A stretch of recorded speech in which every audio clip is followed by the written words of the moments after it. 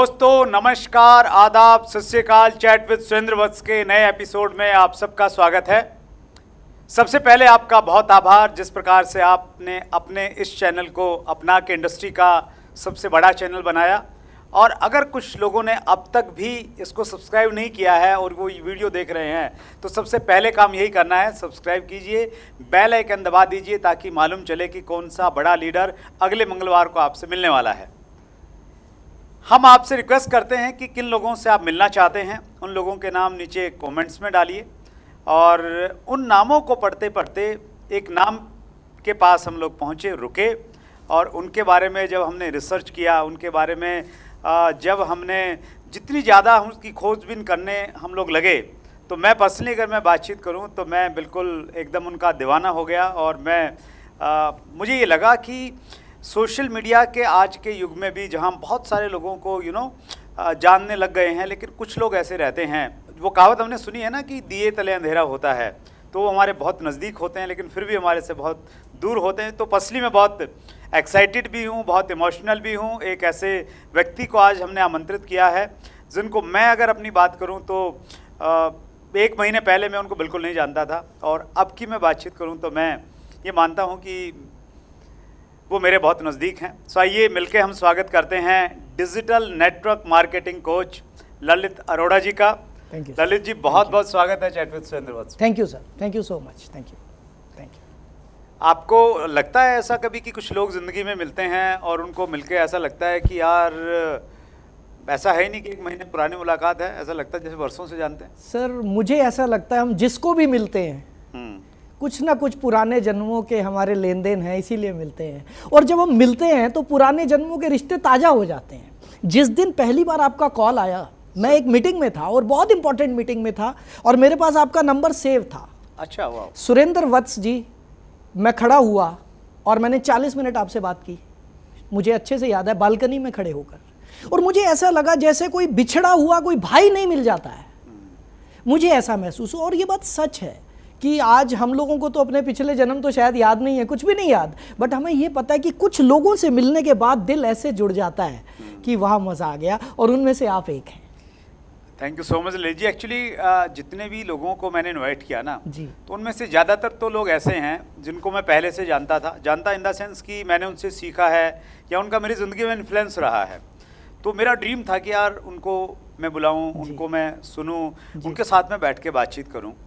और वो सफ़र चलता रहा। फिर कुछ और ऐसे नाम आते चले गए, लेकिन आप इतना नज़दीक में रहते हैं और मैं बहुत ज़्यादा तो एक्टिव नहीं रहता सोशल मीडिया पे। ऑनेस्टली मैं बताऊं, मैं आपके बारे में बहुत ज़्यादा नहीं जानता था जी, लेकिन हमारे एक साथी हैं अजय शर्मा, तो नाम आपके कमेंट्स बॉक्स में आए, लेकिन चूंकि वो लिस्ट बहुत लंबी होती है तो उस प्रकार से ध्यान नहीं गया।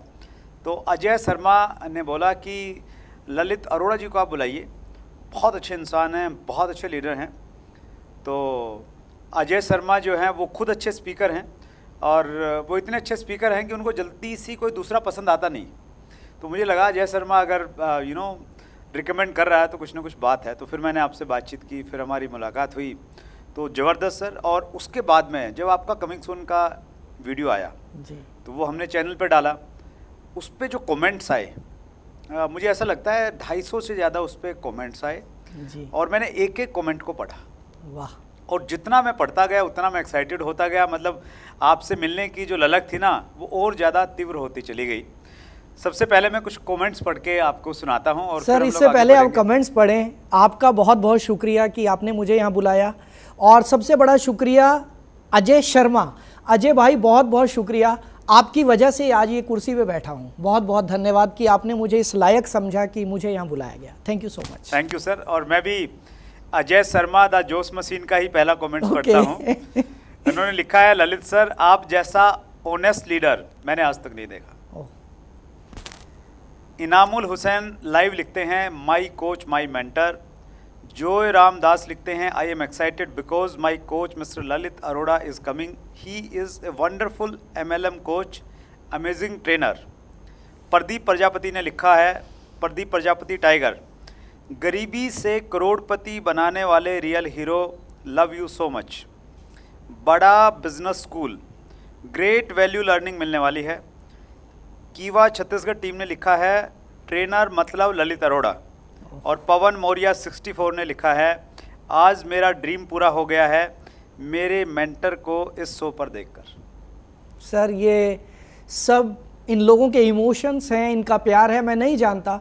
बट मैं सिर्फ ये जानता हूँ सर कि 24 साल हो गए इस इंडस्ट्री में, और कोशिश सिर्फ ये है कि जो कुछ भी सीखा है, जो कुछ भी सीख रहा हूँ, उसको उसी रूप में लोगों को दे पाऊँ।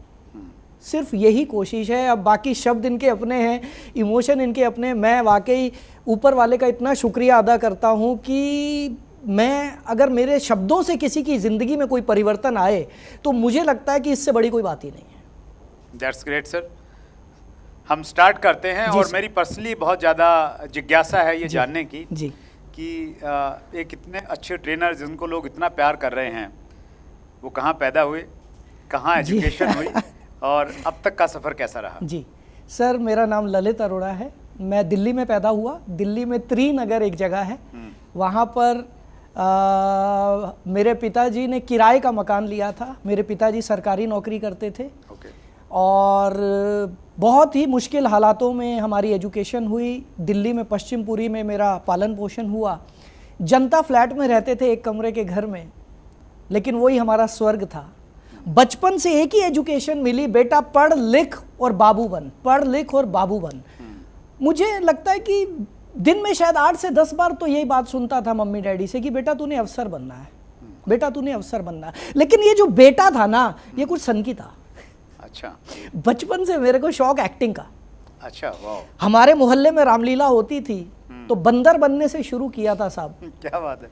तो मैं बंदर बनता था, और कॉलेज के दिनों तक और उसके बाद तक भी मैं लक्ष्मण का रोल वहाँ तक करता रहा। और सिर्फ खून में एक्टिंग थी, एक्टर बनना, एक्टर। अच्छा, मेरे दोस्त भी मुझे चढ़ाएं, ललित तू एक्टर बन सकता है यार, तू एक्टर बन सकता है। अच्छा, हम भी वो फिर आमिर खान की फिल्में उस समय कयामत से क़यामत तक, और वैसे ही बैग पकड़ना और सारे स्टाइल वही साहब। लेकिन अब समझ ना आए एक्टर बनूंगा कैसे। ये बात है 1988 की, मैंने 10th क्लास पास की थी 1988 में। तो खैर जी, एक्टर कैसे बनूंगा, क्या होगा, घर वालों की डांट गालियां, पढ़ाई नहीं करता है, उनकी नज़र में एक्टिंग फालतू का काम था। रामलीला के जो हमारे डायरेक्टर थे वो मेरे पीछे पड़े रहते थे, ललित तू कुछ कर। लेकिन इन सब उधेड़ बुन में मुझे लगा यार पता नहीं क्या होगा। और 11वीं क्लास में मुझे ड्रीम शब्द पता नहीं था क्या होता है। मुझे कोई ट्रेनिंग नहीं पता थी। एक दिन घर वालों की डांट सुन के, मैं आज उनका शुक्रिया अदा करता हूँ, उनकी डांट सुन के मैं इतना चिढ़ गया। बंदा चिढ़ जाता है ना जब एक ही चीज को रिपीट किया जाए। मैं इतना चिढ़ गया, मैंने मंदिर में जाके कसम खाई जिंदगी में नौकरी नहीं करूंगा। अच्छा। बाप रे सर, मेरी बहुत पिटाई हुई।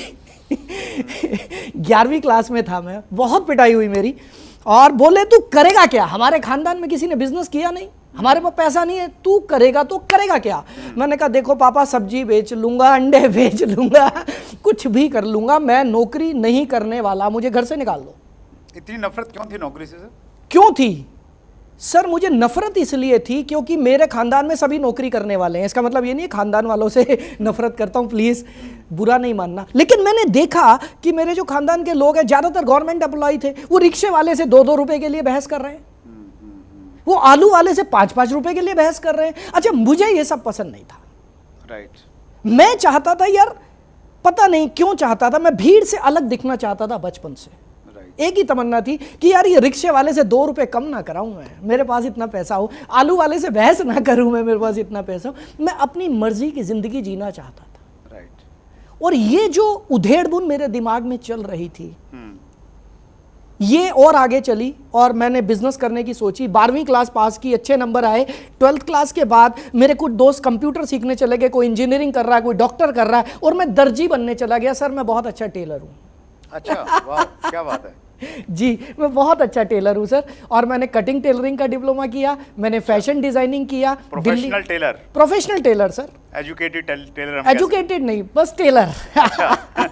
और मैंने ग्रेजुएशन किया साथ साथ में। अच्छा। और दिल्ली में ज्वाला एडी में शिवम टेलर्स अभी भी होंगे शायद, वहां पर मैं प्रैक्टिस करता था, क्योंकि नौकरी नहीं करनी थी, ये कसम खाई थी, इसलिए तनख्वाह नहीं लेता था। अच्छा, बट प्रैक्टिस करता था वहाँ। सुबह जाकर झाड़ू लगाना और वहां से लेकर कटिंग करना, और रात को 10 बजे 11 बजे तक घर आना, और ये मेरा शेड्यूल रहता था सर।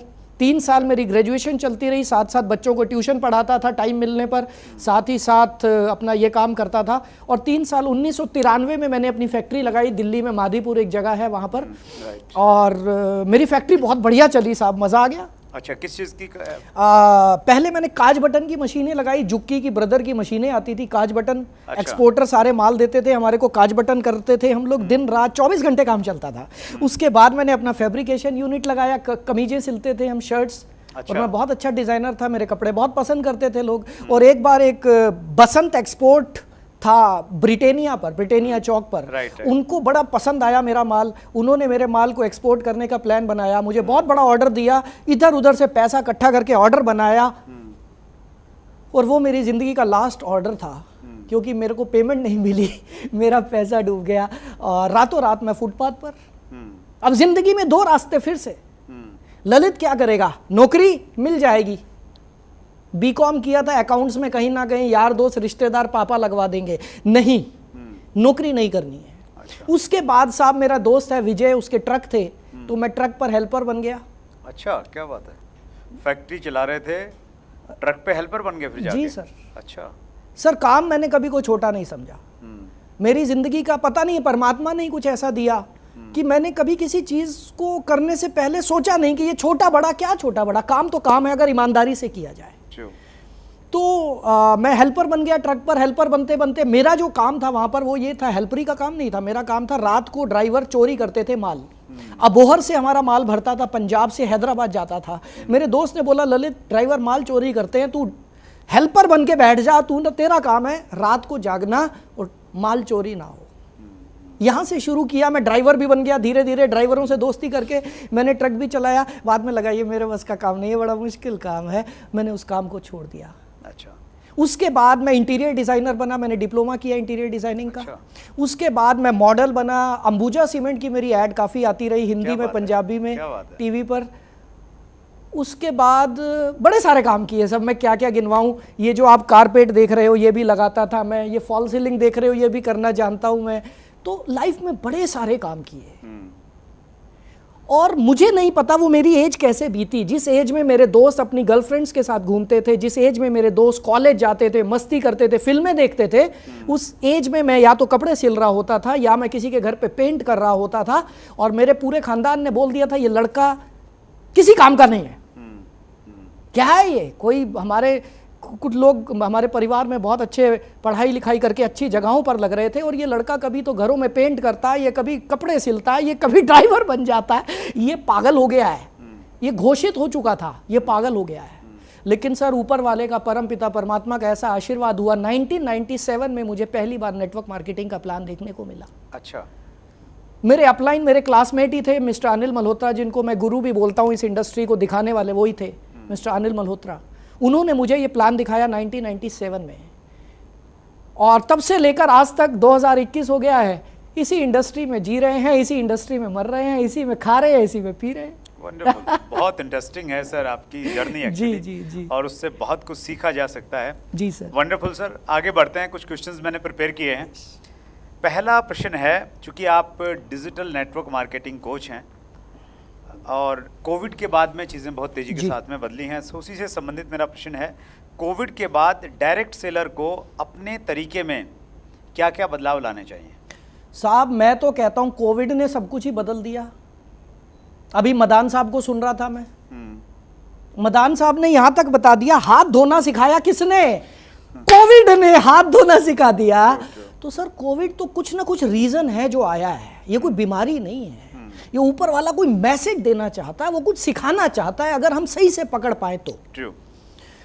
तो जिस दिन मोदी जी ने अनाउंस किया, शायद 22 मार्च था, मैं आसाम की फ्लाइट पकड़ के एक दिन पहले आया था, 22 मार्च को रात को 9 बजे मैं टीवी देख रहा था, मोदी जी ने अनाउंस किया लॉकडाउन। घर वाले खुश हो गए कि अब पापा घर पे रहेंगे, और पापा ने 9:30 बजे शेड्यूल बना लिया था कि कल से सुबह 4 बजे उठूंगा और कल से अपनी जिंदगी के वो काम करूंगा जो आज तक नहीं कर पाया, क्योंकि सर नेटवर्क मार्केटिंग में महीने में 25 दिन ट्रैवलिंग होती थी। राइट। अगले दिन सुबह उठकर मैंने किताब लिखनी शुरू कर दी। क्या बात है। Very next day? Very next day sir, क्योंकि कल तो आता ही नहीं है ना, आएगा ही नहीं। वहीं पे शेड्यूल बन गया। भागवत गीता नहीं पढ़ी ज़िंदगी में, वो पढ़नी है सुबह उठ के 4 बजे उठ के। किताब में ज़िंदगी में नहीं लिख पाया, वो करना है। मैंने लोगों के लिए कुछ करना है। मैं इतना ट्रैवलिंग करता हूँ, मुझे 22 साल हो गए, 22.5 साल हो गए थे तब तक, पिछले साल 2020 की बात है। मैं कुछ ऐसा करना चाहता था कि मैं लोगों की सेवा कर सकूँ इस इंडस्ट्री में। मैं क्या था? मैं तो एक दर्जी था। मैं क्या था? मैं तो एक ड्राइवर था। और आज उस ड्राइवर के पास अपनी गाड़ी है, आज उस ड्राइवर के पास अपना बड़ा सा घर है। तो कहाँ से आया? नेटवर्क मार्केटिंग इंडस्ट्री से आया। और मैं ऐसा आदमी तो नहीं हो सकता ना जो सिर्फ लेता ही रहे। वाह, देना भी तो बनता है सर। तो मैंने ये सोचा कि अब देने की बारी आ गई। और उस समय पर मैंने डिजिटल नेटवर्क मार्केटिंग की स्थापना की अपने दिमाग में। क्योंकि कोई भी चीज पहले तो दिमाग में ही कंसीव होती है, ऑन पेपर तो बाद में आएगी। और सर मैं, यकीन मानिए, आपको शायद ये बात बड़ी लगेगी, पिछले साल मार्च और अभी आज की डेट 28 अगस्त 2021, सर मैं 16 घंटे एक ही कुर्सी पे बैठा हूं। अच्छा, क्या बात है। वो आदमी जो महीने में 25 दिन, कभी फ्लाइट में, कभी ट्रेन में, कभी बस में, कभी रिक्शा में, travel travel travel travel travel, network marketing network marketing, वो आदमी बैठ गया और वो बैठ के लिख रहा है, वो बैठ के वीडियो बना रहा है, जो काम कभी नहीं किए थे। लेकिन सर ऊपर वाले के आशीर्वाद से इस यात्रा में एक ऐसी चीज बनकर आ गई, क्योंकि मेरे को एक चीज समझ में आई कि जब हर चीज डिजिटल हो रही है, राइट, तो नेटवर्क मार्केटिंग क्यों नहीं? बहुत सही। और कोविड ने हमें यह सिखा दिया कि यह बिजनेस घर में बैठ के भी हो सकता है। और सर हो रहा है। तो कुछ डायरेक्ट सेलर हैं सर जो पुराने तरीके से काम कर रहे हैं जी, वो शायद उस प्रकार से अडोप्ट नहीं कर पा रहे हैं जी, तो उनके लिए क्या संदेश है? सर लोगों ने स्टीम इंजन को भी अडॉप्ट नहीं किया था, लोगों ने प्रेशर कुकर को भी अडॉप्ट नहीं किया था, गैस पेट में चली जाएगी, लोगों ने सिलेंडर को भी अडॉप्ट नहीं किया था। कर लेंगे वो भी, जब उनको समझ में आएगा। मेरे जितने स्टूडेंट्स हैं आज की डेट में, वो सब ये कहते हैं, सर हमारे अपलाइन बोलते हैं ये यूट्यूब से कोई फायदा नहीं होने वाला, आप माल बेचो, अपनी टीम बनाओ, ये फेसबुक से कोई फायदा नहीं होने वाला। लेकिन मैं यही कहता हूं, वो सही कह रहे हैं अपनी जगह पर, वो हमारे बुजुर्गों की तरह रिएक्ट कर रहे हैं। क्योंकि मेरे पिताजी को भी आज तक समझ में नहीं आता कि यूट्यूब से पैसा आता कहां से। सेम वे वो हमारे बुजुर्ग हो गए, पुराने तरीके से काम कर रहे हैं, सीख जाएंगे थोड़े समय में, 2-3 साल में, जब उनको दिखाई देगा कि जो लोग डिजिटल हो गए वो बहुत तेजी से आगे बढ़ गए, जो डिजिटल नहीं हुए वो थोड़ा धीरे चल रहे हैं, तो वो भी धीरे धीरे सर टाइम लगता है। That's great sir. चूंकि आप चीज़ों को ऊपर से देखते हैं और एज ए ट्रेनर आप बहुत सारे लोगों के संपर्क में रहते हैं, 24 साल का आपका तजुर्बा है सर, हिंदुस्तान में आप डायरेक्ट सेलिंग का भविष्य क्या देखते हैं? ओ हो सर, मेरे दिल का सवाल पूछ लिया आप सर। मैं सच बताऊं, डायरेक्ट सेलिंग भारत में शुरू ही नहीं हुई सर। अच्छा सर, शुरू नहीं हुई है अभी तक, तो शुरू नहीं हुई। अगले 5-10 साल में शुरू हो जाए तो शायद हो जाए, अभी तक शुरू नहीं हुई सर। अगर हम दूसरे देशों की टर्नओवर से भारत की टर्नओवर का तुलना करते हैं तो वत्स साहब आप जानते हैं कि हम कहां पर हैं, हमारी आबादी कहां पर है। 140 करोड़ तो कागजों में है, और 10-20 करोड़ तो जब कागज बन रहे होंगे तो वो घूम रहे होंगे, पक्की बात है। राइट। सो मैं तो ये मानता हूं 150-160 करोड़ की आबादी है, तो हमारी टर्नओवर है क्या अभी? सर अभी तो शुरुआत भी नहीं हुई है। और मेरे को बहुत सारे लोग ये सवाल पूछते हैं, ललित जी सैचुरेशन, तो मैं बोलता हूं भाई साहब आज से 150-200 साल बाद मेरी अगली पीढ़ियों से पूछना, तब ये सवाल करना कि नेटवर्क मार्केटिंग में सैचुरेशन तो नहीं आ रहा है। अभी तो शुरू ही नहीं हुआ, सैचुरेशन आएगा कहां से? और प्रोडक्ट यूज करना है सर, कंज्यूम करना है, तो उसमें काहे का सैचुरेशन? सर आपने कौन सा अपना धर्म परिवर्तन करना है नेटवर्क मार्केटिंग करने के लिए? आप जो खाना खाते हो वही खाना खाओ, लाला जी की दुकान की जगह से हमारे से ले लो, दैट्स इट। तो अभी शुरू नहीं हुआ, ये तो हुई एक बात जी, शुरू भी होगा, यौवन पे भी आएगा और परचम भी लहराएगा, 100% लहराएगा सर। और मैं इस चीज को लेके इतना कॉन्फिडेंट हूं क्योंकि सर किसी भी इंडस्ट्री को एस्टेब्लिश होने में समय लगता है सर, किसी भी चीज को जड़ें जमाने में टाइम लगता है। नेटवर्क मार्केटिंग को भारत में समय लगा, 1996-97 से शुरू हुआ, आज हमें 24 साल हो गए, 25 साल हो गए नेटवर्क मार्केटिंग को भारत में। अभी जड़ें जमी है, अभी तक तो गाइडलाइन आई है, रूल तो आए भी नहीं है। मैं तो मानता हूं नेटवर्क मार्केटिंग उस दिन शुरू होगी जिस दिन नेटवर्क मार्केटिंग के रूल आएंगे। राइट, ट्रू, सही कह रहे हैं आप। अभी तक तो हम खाली हिट एंड ट्रायल कर रहे हैं, हिट एंड ट्रायल कर रहे हैं, हिट एंड ट्रायल कर रहे हैं। सर नेटवर्क मार्केटिंग असली उस दिन शुरू होगी जिस दिन नेटवर्क मार्केटिंग के रूल आएंगे। तब तक हम लोगों को भी थोड़ी सी अकल आ चुकी होगी, मुझे थोड़ी सी अकल आ चुकी होगी कि ललित तूने इन सालों में क्या किया, क्या गलत किया, क्या सही किया, कैसे रेक्टिफाई करना है, कैसे अपने आप को करेक्ट करना है। ये सारी चीज़ें शायद मैं भी सीख चुका हूँगा और जो सीनियर लीडर्स हैं वो भी सीख चुके होंगे। तो सर भविष्य इतना ब्राइट है, इतना, लेकिन उन लोगों का ब्राइट है जिनके पास सब्र है, जो सीखने के लिए तैयार हैं और जो हड़बड़ी में नहीं बैठे, हाय मेरा चेक नहीं आया, हाय मेरा चेक नहीं आया। ओ यार सीख तो ले। स्कूल में गए हम 20-22 साल हमने पढ़ाई करी, एक बार हेडमास्टर को नहीं पकड़ा, हेडमास्टर साहब मैं रोज स्कूल आ रहा हूं बचपन से, कोई पैसा नहीं मिला। नेटवर्क मार्केटिंग ज्वाइन करते हैं 2 महीने बाद मेरा चेक नहीं आ रहा। भाई सीख तो ले यार। भविष्य उन्नत है, लेकिन कंडीशन ये है जो सीखने के लिए तैयार हैं, बिना सीखे पेशेंस रखेंगे उनके लिए है। सर बिना सीखे तो चाय भी नहीं बनती है, तो नेटवर्क मार्केटिंग कहां से हो जाएगा। सपने हैं करोड़ों के, रोल्स रॉयस भी खरीदनी है, सब कुछ खरीदना है, लेकिन सीखूंगा नहीं तो भाई सब कुछ नहीं होगा। That's great sir. एक प्रश्न मैं और पूछ रहा हूँ, क्योंकि जब अपॉर्चुनिटी होती है तो उसके साथ में कुछ इश्यूज भी रहते हैं साथ में। डायरेक्ट सेलिंग में हमारे देश में चूंकि नियम कानून नहीं थे, 2016 में गाइडलाइन आई जी, और उसके बाद में रूलिंग की बातचीत हो रही है, लेकिन उसके बावजूद भी सर बहुत सारी फ्रॉड कंपनियां आज भी आती हैं और आज एक नई चीज़ को लोग अपना रहे हैं MLM में, और वो है क्रिप्टो करेंसी। हमारे पास में बहुत सारे क्वेश्चंस आ रहे हैं व्यूअर्स की तरफ से। जी। फला कंपनी जो है MLM में है और वो क्रिप्टो सर मेरे पास भी रोज बड़े सवाल आते हैं, आज आपके प्लेटफॉर्म पर शायद मैं इसका जवाब दे पाऊं। सर सबसे पहली चीज देखो, 5 उंगलियां बराबर नहीं होती हैं। राइट। किसी एक समूह में, किसी एक लोगों की भीड़ में सभी लोग अच्छे हों ऐसा कभी नहीं हो सकता, और सभी लोग बुरे हों शायद ऐसा भी नहीं हो सकता। ट्रू। क्योंकि भारत में अभी तक नेटवर्क मार्केटिंग के रूल्स नहीं है, तो इस चीज का फायदा बहुत लोग उठा रहे हैं, बहुत लोग उठा रहे हैं। सर मैं सिर्फ आपका जो सवाल है क्रिप्टो के बारे में, मैं क्रिप्टो के अलावा और कंपनीज की बात करता हूं। भारत में लगभग हर रोज सैकड़ों नई कंपनीज खुलती है नेटवर्क मार्केटिंग को लेकर, जिनका नाम हमें और आपको पता भी नहीं चलता। राइट।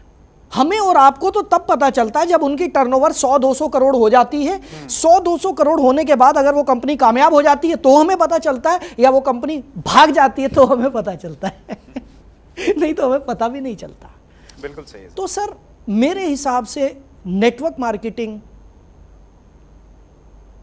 किसे कहा जाए, तो इसका एक बड़ी अच्छी परिभाषा है मेरी नजर में। सैकड़ों परिभाषाएं हो सकती हैं। जो कंपनी आपको वैल्यू फॉर मनी दे रही है, जो कंपनी आपको ऑन द स्पॉट प्रोडक्ट या सर्विसेज दे रही है, और वो प्रोडक्ट और सर्विसेज वैल्यू फॉर मनी है, राइट, वो है असली नेटवर्क मार्केटिंग। और जो आपको वादा कर रही है कि तुम भैया ये ले लो, ये मेरा चश्मा है और ये पता नहीं किस किस ने लगाया था, महात्मा गांधी जी ने लगाया था, ये लो व्हाट्सअप आपको दे देता हूं, इसकी कीमत है 1.5 लाख रुपया, और साथ में 2 मेंबर और बनाओ 1.5 लाख के, गांधी जी का चश्मा उनको भी देंगे, आपको लाख रुपए का चेक मिल जाएगा। ये नेटवर्क मार्केटिंग नहीं है। It should be value for money, product और सर्विसेज साथ में होने चाहिए। कोई वादा नहीं होना चाहिए कि यहां सड़कें बन जाएंगी, ना, ऑन द स्पॉट मैंने अभी पैसा दिया, क्या मुझे अभी कुछ मिल रहा है या नहीं मिल रहा। और क्रिप्टो पे आ रहा हूं सर। हाँ जी, हाँ जी। पहली चीज तो क्रिप्टो करेंसी सर देखिए है क्या, यही समझ में नहीं आया। हमने तो करेंसी देखी थी जो नोट आप और हम लेते और देते थे, फिर हमने ये डिजिटल करेंसी देख ली, आप मुझे पेटीएम कर देते थे, मैं आपको कर देता था। अब ये एक ऐसी करेंसी आ गई जो आज तक किसी ने देखी नहीं है, जिसको कि फॉरेन कंट्रीज में कुछ कंट्रीज ने शायद वैलिडेट कर दिया है, भारत ने इसको वैलिडेट नहीं किया। अभी सुनने में ये आ रहा है कि जितनी भी इलीगल ट्रांजैक्शंस हो रही हैं मैक्सिमम क्रिप्टो के जरिए हो रही हैं। राइट। ये सुनने में आया कि ढेरों क्रिप्टो करेंसीज खुल गई और वो ये बोलते हैं कि तू मेंबर बना, तू मेंबर बना, और वो बोलते हैं हम नेटवर्क मार्केटिंग है। और वो नेटवर्क मार्केटिंग क्या है, वो 200-400-500 करोड़ रुपए इकट्ठा करते हैं साइड पे, रातों रात पोर्टल बंद होता है। उसका होता क्या है, क्रिप्टो करेंसी का भारत में कौन सा ऑफिस है सर, बता सकते हैं व्हाट्सएप आप कहीं को देखा हो? वो ऑफिस तो छोड़ो सर, ये नहीं मालूम चलता बहुत बार तो, जैसे हम लोग बिटकॉइन की बात करते हैं जो सबसे पुरानी करेंसी है, तो उसका फाउंडर कौन है ये नहीं मालूम? सर मालूम हो ही नहीं सकता। जिस चीज का कोई ऑफिस नहीं, जिसको कोई हम टच नहीं कर सकते, जिसको वैलिडेट करने के लिए सरकार की कोई एजेंसी नहीं है। आज नेटवर्क मार्केटिंग को वैलिडेट करने के लिए, इसको रेगुलेट करने के लिए भारत सरकार ने कंज्यूमर अफेयर्स डिपार्टमेंट के अंदर इसको डाला है, राइट सर, जिसके यहां से गाइडलाइन आई है। आज इंश्योरेंस को वैलिडेट करने के लिए IRDA है। हर एक किसी न किसी सिस्टम को कंट्रोल करने के लिए कोई ना कोई सरकारी एजेंसी है, लेकिन ये एकमात्र ऐसी चीज है जिसको लेकर कोई सरकारी एजेंसी अभी तक तो नहीं बनी है। अब जो चीज एग्जिस्टेंस में ही नहीं है, मैं उसका बिजनेस कैसे कर लूंगा sir? Right, true. So it is till date, जब तक भारत सरकार क्रिप्टो करेंसी को मान्यता नहीं दे देती, तब तक ये पूरे तरीके से इलीगल है मेरी नजर। नहीं, अगर हम लोग ये मानते हैं सर, जी, मान्यता मिल गई जी, मान्यता मिलने के बावजूद जी, ये तो करेंसी है, तो ये MLM का प्रोडक्ट कैसे बन सकती है? सर देखिए, करेंसी बिल्कुल ठीक कह रहे हैं, फिर ये मनी सर्कुलेशन बन जाएगा। हाँ, और महाराष्ट्र गवर्नमेंट की जो गाइडलाइन जी। है उनमें तो एक नेगेटिव प्रोडक्ट लिस्ट डाली लिस्ट आ हुई चुकी है, है, और उस yes। लिस्ट में ये है कि आप फॉरेक्स ट्रेडिंग नहीं कर सकते, कर किसी प्रकार से इस प्रकार से नहीं कर सकते हैं। जी, तो मैं अगर ये मान लूँ कि भाई कल को क्रिप्टो को इंडिया में मान्यता मिल जाती जी। है, तो उसके बावजूद भी MLM मॉडल में इसको शामिल करना क्या आप सही मानते हैं? सर मैं सबसे बड़ी बात वही है, प्रोडक्ट और services. What is your product? मेरा प्रोडक्ट पैसा कैसे हो सकता है? मैं आपको पैसा दे रहा हूं और आप मुझे पैसा दे रहे हैं।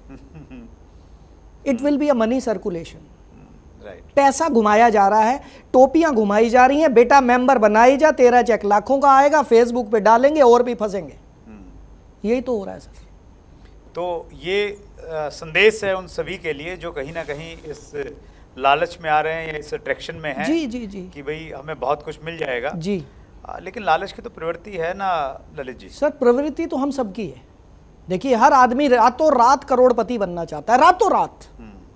हर आदमी तो शायद मैंने गलत बोल दिया, मैक्सिमम लोग, है ना, मेहनत करने वाले कम हैं, रातों रात करोड़पति बनना चाहते हैं। और ऐसे लोगों को जब प्लान दिखाया जाता है, ये देख 2 4 6 8 और ये क्रिप्टो घूमा और ये डिजिटल करेंसी घूमी और ये तेरा 10 करोड़, ये तेरा 20 करोड़, ये देख बंदे ने कार खरीदी, ये देख ये देख ये देख, वो बंदा कहता है वाह, वो तो मुंह बंद नहीं कर पाता। उसके बाद पैसे हो तो हो, नहीं हो तो जेवर बेचेगा, मकान बेचेगा, जमीनें बेचेगा, लगा देगा क्रिप्टो पे, लगा देगा कुछ ऐसी कंपनियों में जिनका कोई एग्जिस्टेंस ही नहीं है, और उसके बाद फेसबुक पर लिखेगा क्या? मैं बर्बाद हो गया। किस वजह से? नेटवर्क मार्केटिंग की वजह से। ओ मेरे भाई, पहचान तो लो what is network marketing. That's great sir, आपने बहुत डिटेल में जानकारी जी दे सर। दी।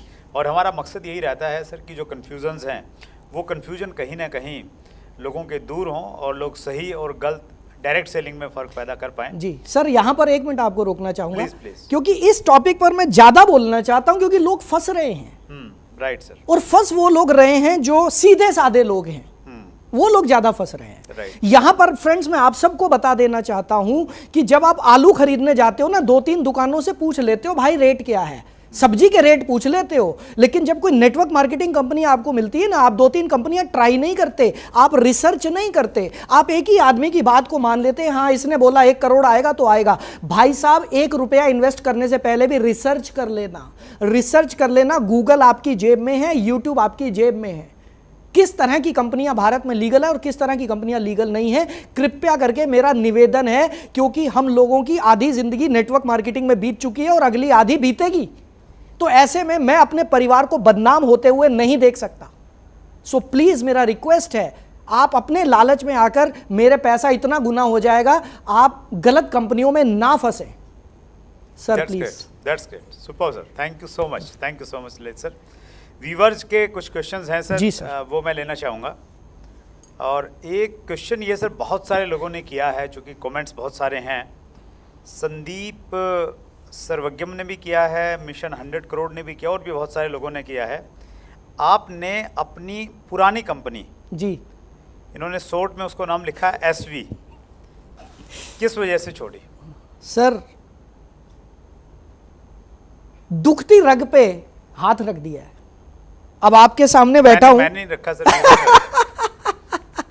आपके सामने बैठा हूं सर।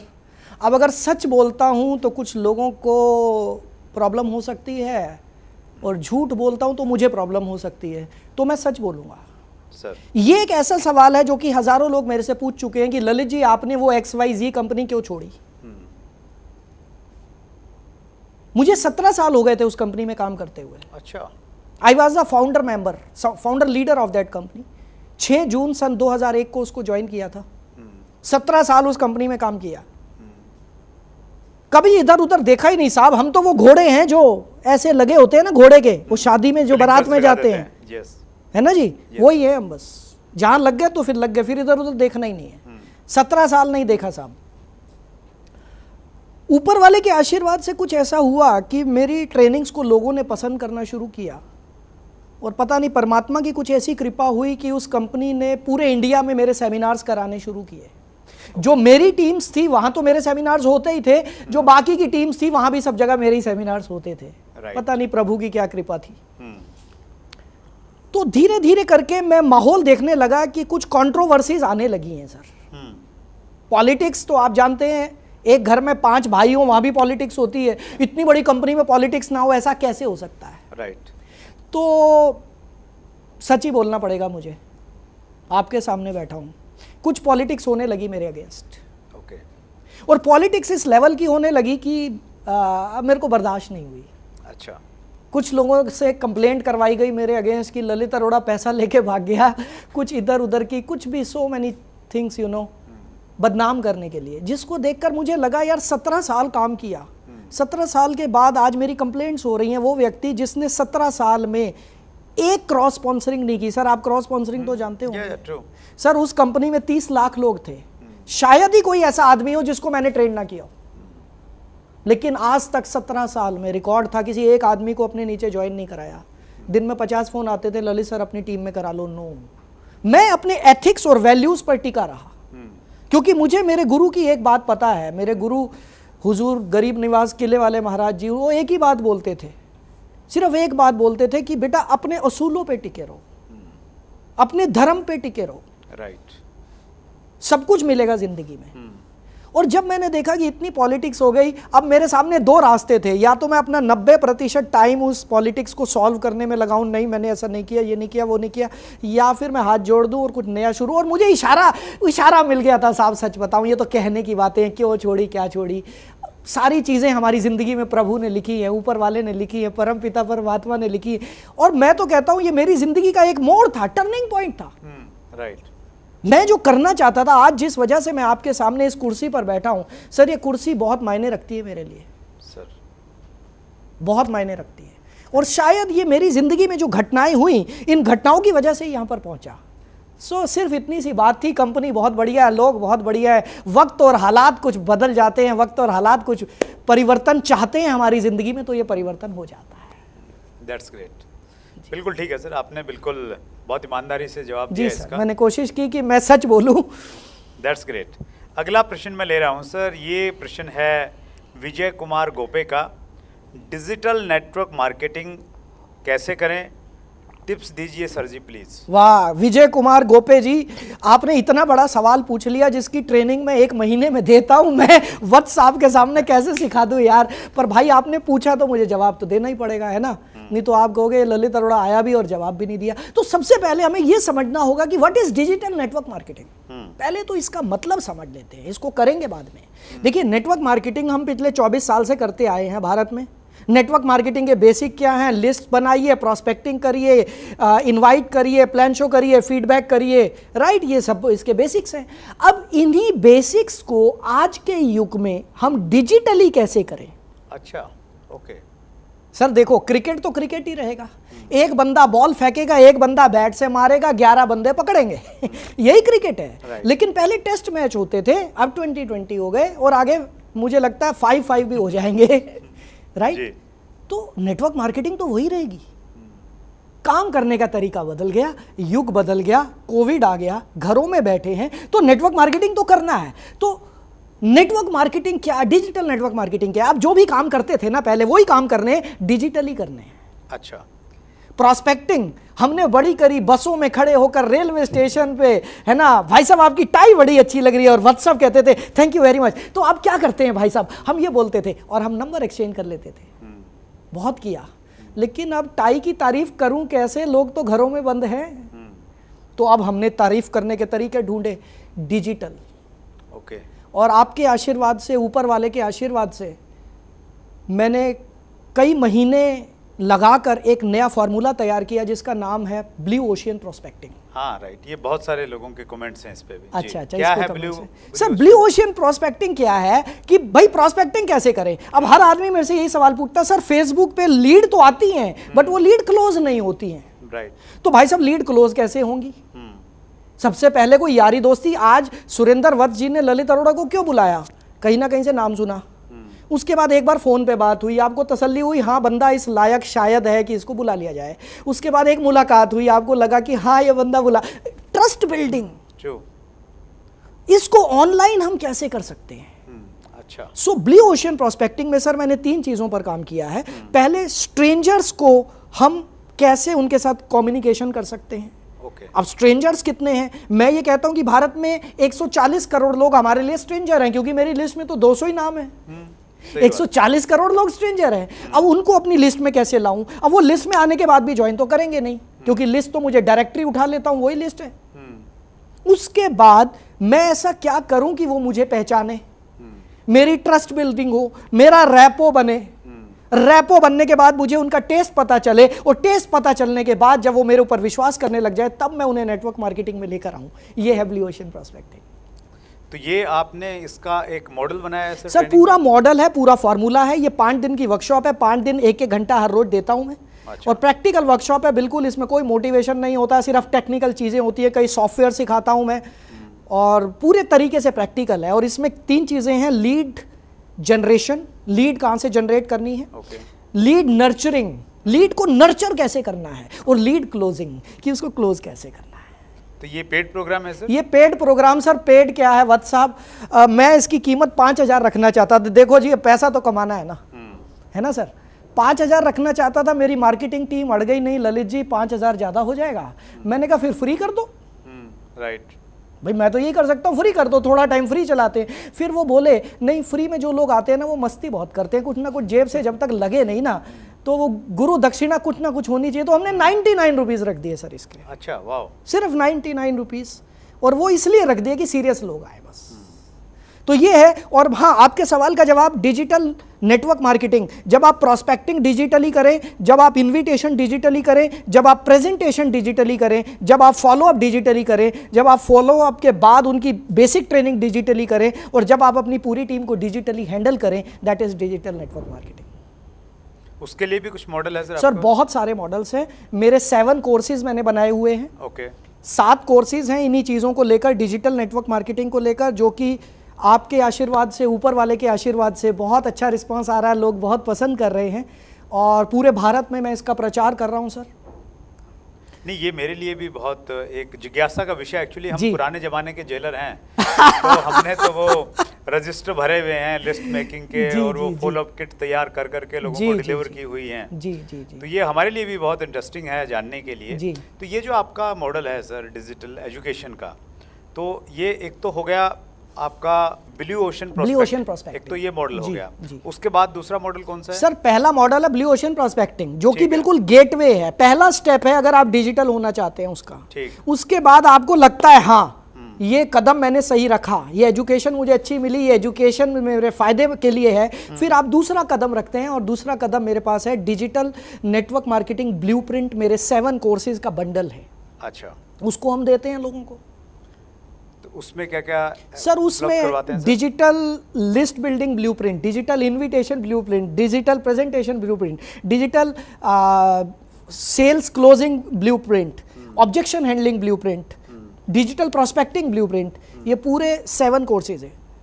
तो डिजिटली पेमेंट कितनी देनी पड़ती है उसके लिए? हाँ, पेमेंट तो डिजिटली लेते हैं सर, क्योंकि हम आपसे कैश नहीं ले पाएंगे सर। इसका मैं सच बताऊं, आप हंसेंगे भी मेरी बात पर, इस कोर्स की जो हमने वैल्यू रखी थी 80,000 रुपये रखी थी। अच्छा। मैं बड़ा खुश हुआ था, मुझे लग रहा था यार ललित तू तो रातों रात करोड़पति हो जाएगा। 80,000 रुपये के कोर्स कीमत तो रख दी सर मार्केटिंग टीम ने। फिर जब मैंने देखा कि नहीं यार, मैं जिन लोगों तक पहुंचना चाहता हूं, अगर 80,000 रखूंगा तो मैं उनके साथ जस्टिस नहीं कर पाऊंगा। राइट। मैंने इसकी कीमत रखी 7,999 प्लस GST। अच्छा 7,999 प्लस जीएसटी। लेकिन जो लोग मेरे ब्लू ओशन प्रोस्पेक्टिंग को अटेंड करते हैं उनसे मैं लेता हूं सिर्फ 3,499 प्लस जीएसटी। और चैट विद सुरेंद्र वत्स के जो व्यूअर्स हैं, ये लर्निंग की क्लास है सर हमारे जी। पास में, तो उन वो थोड़ा सा डिजर्व करते हैं सर। सर वो तो सारे डिजर्व करते हैं बिल्कुल। नहीं सारा तो फिर आपका मतलब ऑफिस कैसे चलेगा, स्टाफ कैसे चलेगा, तो उतनी ज्यादती तो हम नहीं कर सकते। वत्स साहब, आप नहीं जानते कि मेरी जिंदगी में आपकी इंपॉर्टेंस क्या है, और शायद मैं शब्दों में बयान भी नहीं कर सकता। मैं आई कैन फील सर, शायद मैं बयान भी नहीं कर सकता, क्योंकि पिछले काफ़ी समय से जब मैं आपके वीडियोस देखता था मुझे लगता था कि नेटवर्क मार्केटिंग इंडस्ट्री को एक सूत्रधार मिल गया। मुझे लगता था कि एक इंसान मिला है जो इस बिछड़े हुए परिवार को इकट्ठा करेगा, और आप वही काम कर रहे हैं सर। और मैं भी अगर इस मिशन में, इस मकसद में अगर मैं भी एक तिनका बनकर जुड़ पाऊं तो शायद ये मेरा सौभाग्य होगा। नहीं हम देखिए chat with Surendra Vats family से हम जुड़ गए, हम फ्रेंड्स मीट करते हैं हर साल सर जी, जनवरी या फरवरी में जी, तो उसमें तो हम लोग मिलते ही रहेंगे।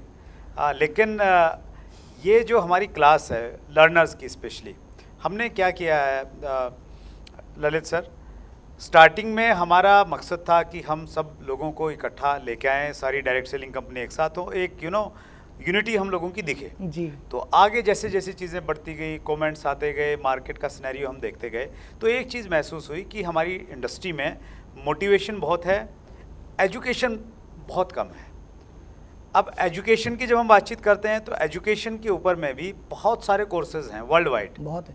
तो अब उन कोर्सेज में से फिर आदमी कंफ्यूज है कि भाई वो क्या ले क्या नहीं ले, तो उसको लेके हम ये छांटते हैं कि भाई बंदा कौन है, उसका एक्सपीरियंस क्या है, और एक्सपीरियंस करने के बाद में वो क्या लोगों को प्रोवाइड कर रहा है, और जो हमें लगे कि हाँ यार ये ठीक है, ये एक वैल्यू फॉर मनी वाला प्रोडक्ट है, जैसे हम डायरेक्ट सेलिंग में कहते हैं, तो फिर हम प्रोवाइड करवाते हैं हमारे व्यूअर्स को कि उस रेट में हम उनको वो एजुकेशन प्रोवाइड करवाएं जो उनको कहीं नहीं मिले। मतलब वो ललित अरोड़ा की ऐप पे जाएंगे, वहाँ पे भी वो उस रेट में एजुकेशन नहीं मिले जिस रेट में उनको CWSV एकेडमी में मिल जाएगी सर, बिल्कुल।